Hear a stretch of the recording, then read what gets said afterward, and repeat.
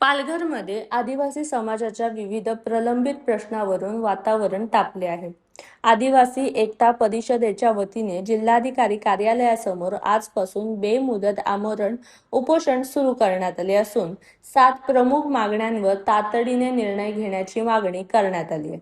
प्रशासनाने योग्य ती कारवाई न केल्यास आंदोलन आणखी तीव्र करण्याचा इशाराही देण्यात आला. पाहुयात या संदर्भातला सविस्तर रिपोर्ट.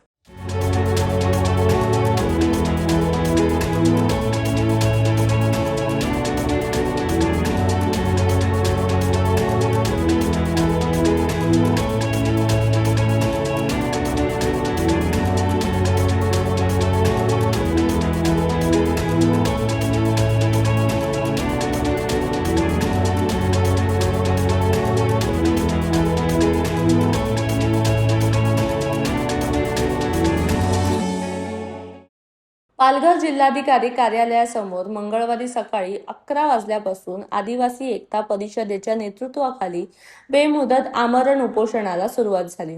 जिल्ह्यातील विविध भागातून आलेल्या आदिवासी बांधवांनी या आंदोलनात मोठ्या संख्येने सहभाग घेत प्रशासनाविरोधात तीव्र नाराजी व्यक्त केली. आंदोलनकर्त्यांनी प्रशासनासमोर 7 प्रमुख मागण्या मांडल्या आहेत. त्यामध्ये अनुसूचित जमातीचे बनावट जात प्रमाणपत्र मिळवून शासन व ग्रामपंचायतीची दिशाभूल केल्याचा आरोप असलेल्या किशोर हरेश्वर कडू उर्फ पाटील प्रकरणाची सखोल चौकशी करून प्रशासकीय आणि फौजदारी कारवाई करण्याची मागणी करण्यात आली आहे. आंदोलनकर्त्यांनी प्रशासनासोबत 7 प्रमुख मागण्या मांडल्या आहेत. त्यामध्ये अनुसूचित जमातीचे बनावट जात प्रमाणपत्र मिळवून शासन व ग्रामपंचायतीची दिशाभूल केल्याचा आरोप असलेल्या किशोर हरेश्वर कडू उर्फ पाटील प्रकरणाची सखोल चौकशी करून प्रशासकीय आणि फौजदारी कारवाई करण्याची मागणी करण्यात आली आहे.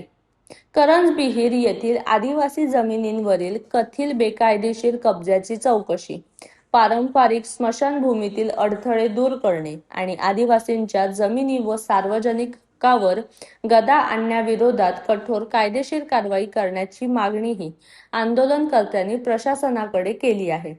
सध्या जिल्हाधिकारी कार्यालय प्रशासनात उपोषण सुरू असून प्रशासनाकडून कोणती भूमिका घेतली जाते याकडे आदिवासी समाजासह संपूर्ण जिल्ह्याचे लक्ष लागले आहे.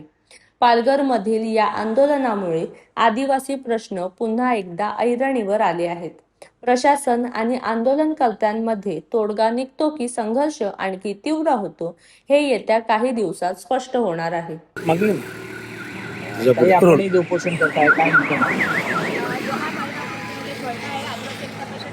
अध्यक्ष म्हणून काम करते आणि आदिवासी समाजावर आतापर्यंत खूप अन्याय अत्याचार चालू आहे आणि आमच्या ह्या मागण्या घेऊन आम्ही उपोषणाला बसलेले आहेत.